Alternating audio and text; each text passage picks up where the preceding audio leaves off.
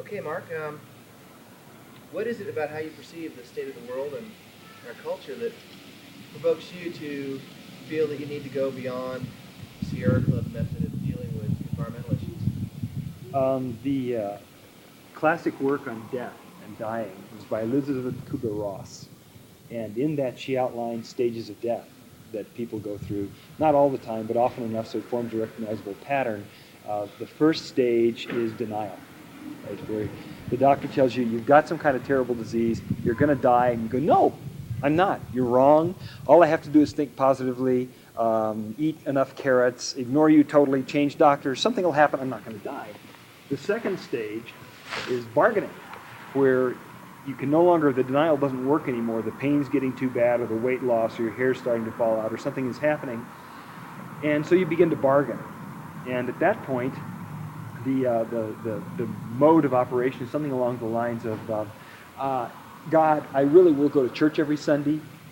If you'll just take this away. If you'll take my lung cancer away, I'll cut down from 2 packs of cigarettes a day to 1. I'll stop beating my wife. Whatever it is, that's bargaining. When it becomes apparent that bargaining is not working, the next stage is anger, where people become furious at God or themselves or whatever's around. That's a real painful stage. And then the final stage is acceptance, where you realize you're going to die. Culturally, I think what's happened right now is we're in denial moving into acceptance of the fact that we're going to die unless we change. The biosphere is giving us the clearest possible signs that it's overloaded to the point where it's no longer going to be able to support complex life forms. The problem is we don't have a lot of time left, so we can't hang out for 10 or 15 more years in denial and then 10 or 15 years of bargaining. The information that's available on the ozone layer indicates that we ought to pull the army out of Iraq and put them at Dow Chemical right now to stop the production of this stuff immediately or die. So my feeling is that the critical work that has to be done, that requires efforts that are beyond those of the Sierra Club, is to shock people into breaking the denial, to admit what all of us already know on some level. We're dying. We're going to kill our kids if we keep going this direction. I actually don't know anything about the history of your activism. Have you, is nuclear like your main issue that you've been working on? No. I think that the nuclear issue is one where the machine is vulnerable, emotionally vulnerable and psychically vulnerable. The devastation that nuclear power and nuclear weapons production has wrought in this country and worldwide is so clear and so undeniable and so widely known that it is one area where people might be willing to listen. They might be willing to listen and look at it and see it as a symptom of the deeper insanity that's killing us. So, what is it you found about, in terms of the political work you've done and the campaigns you've been involved in, what is it you find that you're up against in terms of either how the power structure works or in terms of attitudes of people, either in the community in which you're doing a local struggle or in terms of the environmental groups that should be doing the job? There's two things. One of them is fear.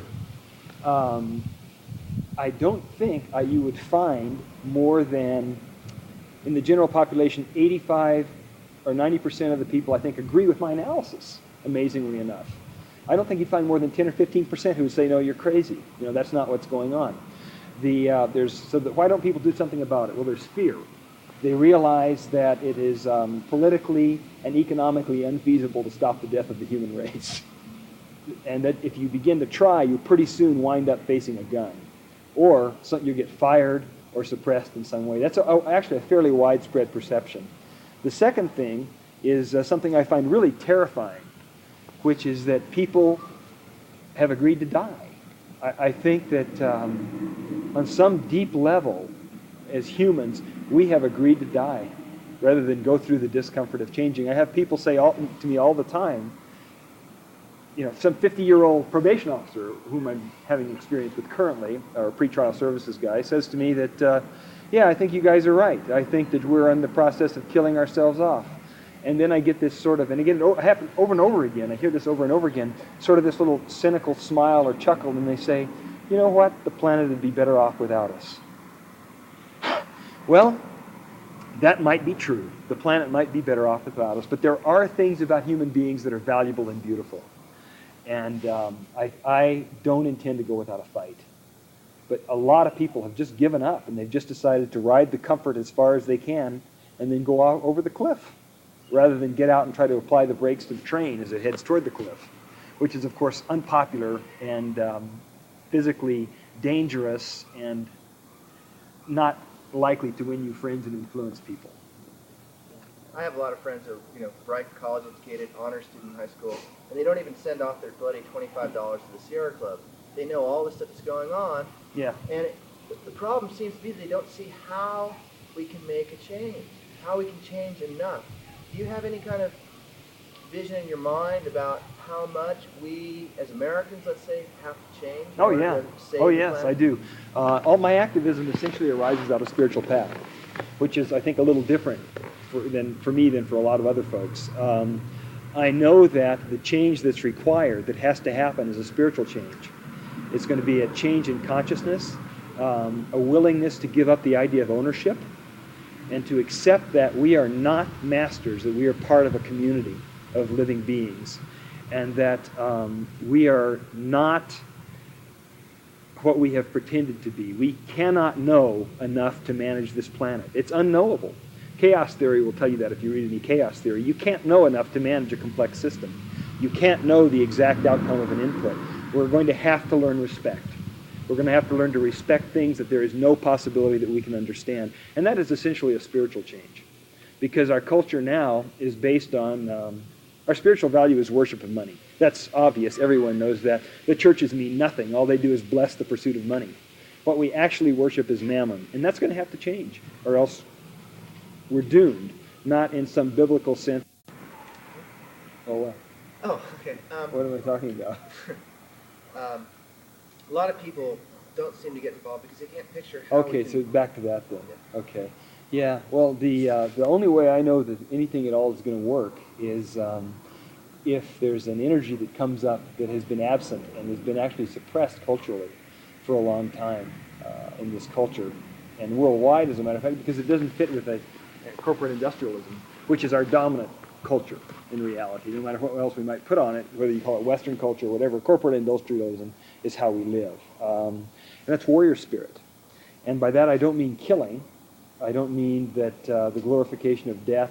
Someone who sits in a Titan missile silo, 20 stories down in a hardened facility, and is waiting for an order from the top to press a button that will incinerate women and children is not a warrior. It's a militarist. That's a killer. It's a psychopath.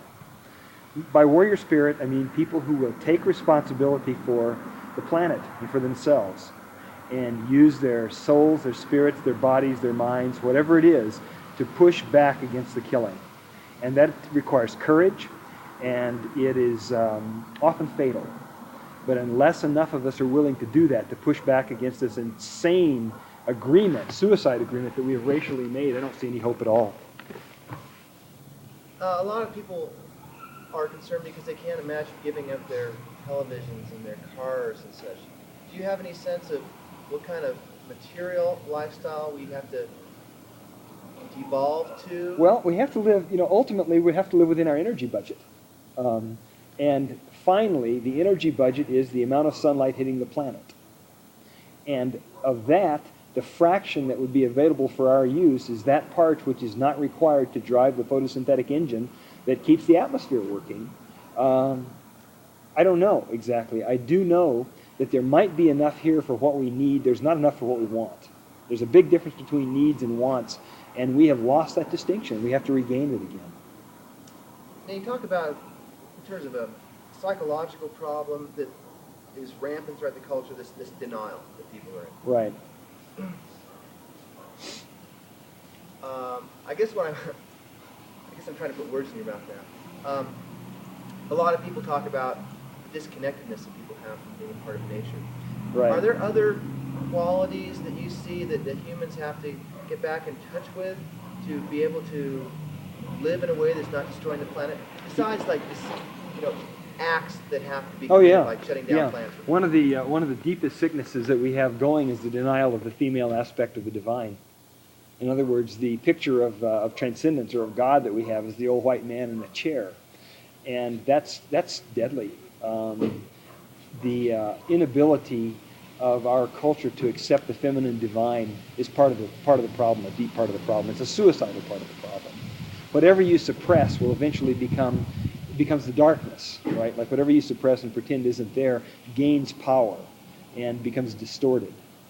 So that distortion is part of what's killing us. Now, you talked about this warrior spirit, and that some of us have to develop that. Um, what about the rest of us? I mean, what about the rest of humans? Do you see that, like, this is something that a small cadre of people are going to provoke enough change that the society will just kind of fill in a vacuum? Or do you see other things that the average everyday person should be doing to change? Well, I think that the denial crops back up here again. We're starting to move out of denial into bargaining because it's becoming apparent that the symptoms are now actually making us uncomfortable. LA is one solid bank of poisonous smog. That can't be very comfortable for the people who live there. I drove through it. It wasn't comfortable for me for one day. The oceans are dead zones off the oceans. I mean, you can go on and on. Denial's becoming more difficult. The next response is bargaining. Hopefully we'll have enough consciousness to realize that bargaining won't work. Enough of us will realize that there has to be some resistance offered to the killing process. As far as the thing about a small cadre or only a few of us have to do it, the warrior spirit I'm talking about isn't some sort of necessarily heroic action that has to take place, although those will have to take place. What I'm talking about is a reassumption of one's own integrity in your own personal life. We have turned over decisions about how we're going to live to the government, to the corporations, to the police, to the churches, anybody who will take it so that we don't have to be responsible for our own lives. We have to resume responsibility for who we are and what we're going to do with our money, with our time, with our thoughts. That's probably the toughest one. But that's what I'm talking about warrior spirit. It's simply that integrity, the surge of power that comes from touching your own integrity and deciding to live with it. Now, in terms of the campaigns that you've been involved in, political or environmental campaigns,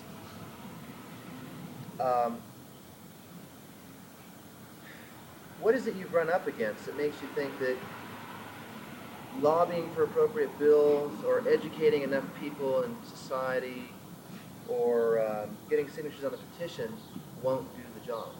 Well, those things certainly won't hurt. And I think those are a necessary part of the effort. The reason that won't do the job, there are two reasons. One reason is that the channels by which those things are supposed to work have been closed. They don't mean anything anymore. You can pump all the signatures out you want. You can put all the public input into a process you want. And each year it becomes a little less likely that that's going to have an effect. That ties to the second reason. The second reason is we don't have a democracy anymore. It's a myth. What we have is a corporate socialist state.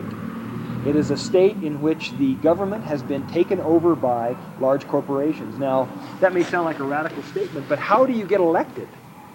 How much does it cost to get elected to Congress, or to the Senate? I don't know what it is in California. Here, I think it's around $2 million, a Senate seat. The IRS recently released some statistics on income in America. The upper 1% of the population controls 28% of the wealth. The next 5% controls, I forget the next figure, I think it's in the neighborhood of another 25 or 30% of the wealth. So that means the majority of the wealth is concentrated in the hands of a small number of people, a power elite, in other words. These people exert their control over the nation through the economy, through corporations, the large corporations. The only people whose views we are allowed to hear on the media, which are owned by these corporations, are the people who have been given enough money by the corporations or the power elite to buy the time to speak the 30-second spot. So we don't have a democracy. Democracy requires an informed citizenry, opposing points of view, and debate. We have none of those things, simply because the only avenues of debate that are available have been bought by the corporations. So democracy is a sham. It's every form of government eventually devolves into a power elite. And most of them start out as power elites. We have gotten there. We are thoroughly controlled by a very small number of people. Next one, when you move forward, anyway, that's fine. What do you think of monkey wrenching as a tactic in the toolkit of activists?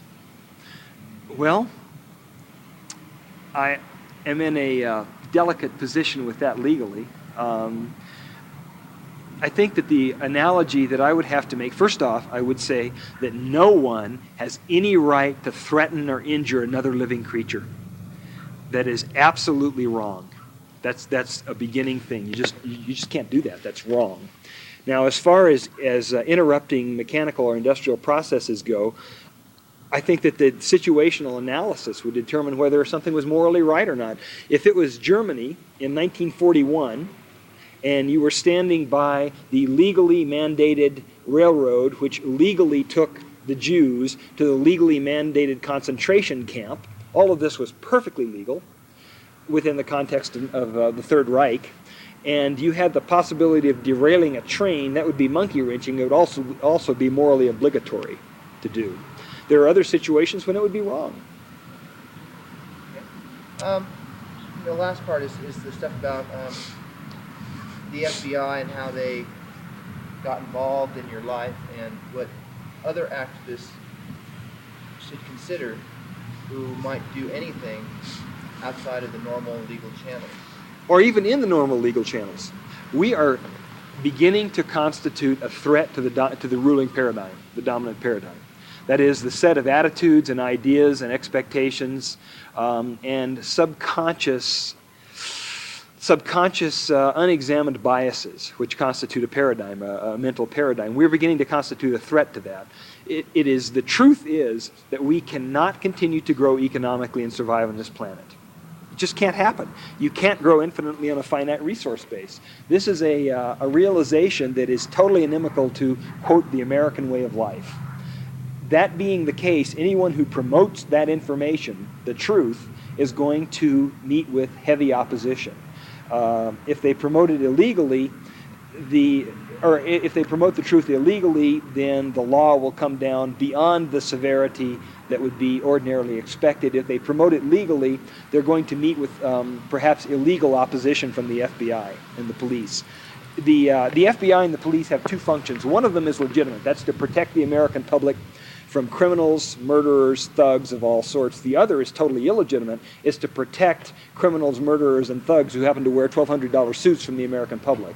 When you begin to attack the dominant paradigm, you're making these people very uneasy because the incredible salaries that they draw come from murder, rape, and pillage. And they don't want their privileges questioned. And they will use the police to stop the questioning. You had your phone tapped. There was a spy who infiltrated a community of activists.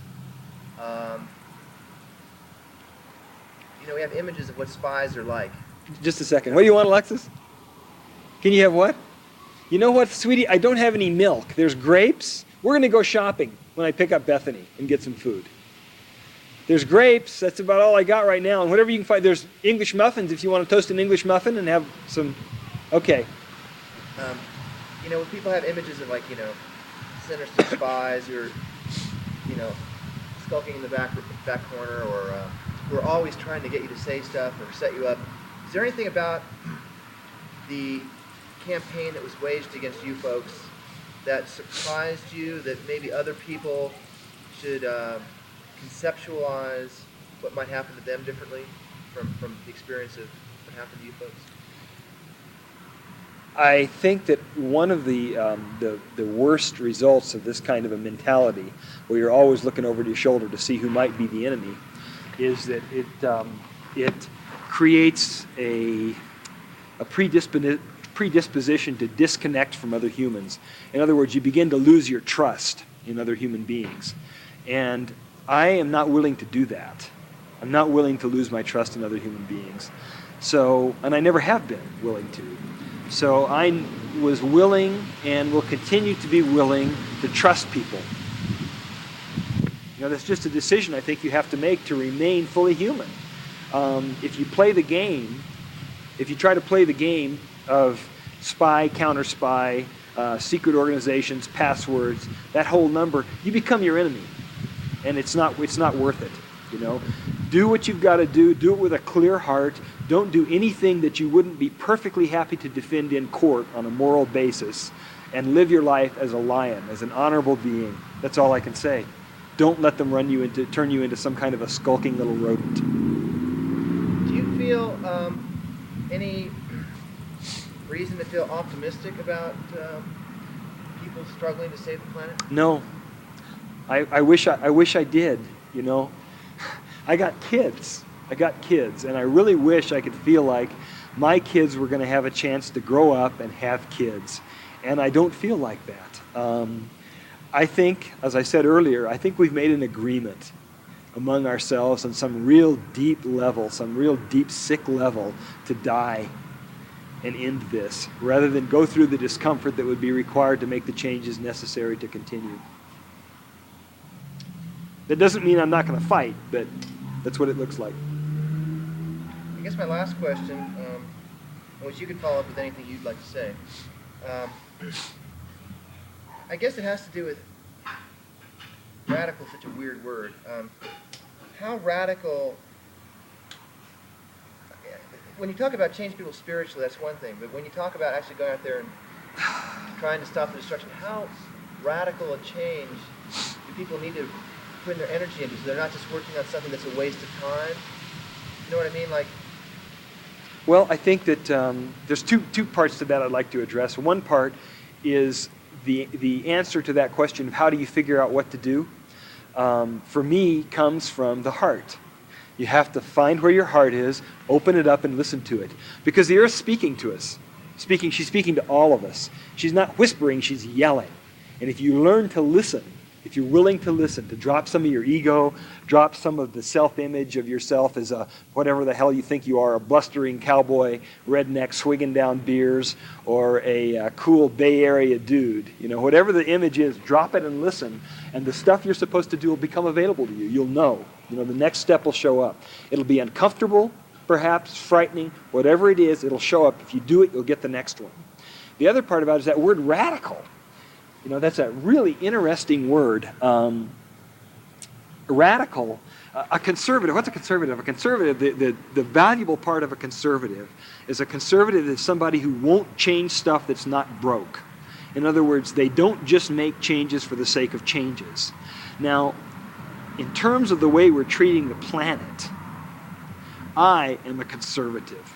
The planet has provided us with air, water, food for millennia. Introducing plutonium into that mix, something that's deadly for 125,000 years, introducing Freon, are radical actions.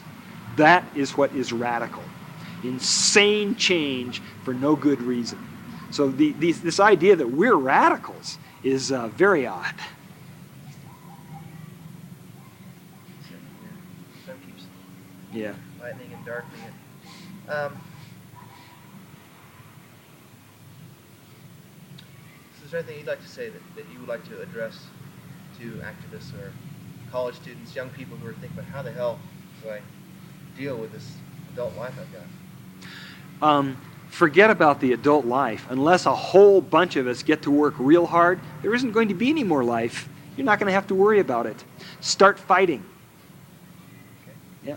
So this is the end of the interview, and this next part, just for the record, I'm not going to show to anyone except Daryl Cherney. Okay, Daryl, I know you're in a lot of pain on a lot of levels. You've got to deal with that stuff some other way, man. You're turning a lot of people off, and you're hurting that which you're trying to help. You want to come talk to me, I'll talk to you. I don't think you're a bad person at heart, but you're really doing a lot of damage. Please try to get that and stop.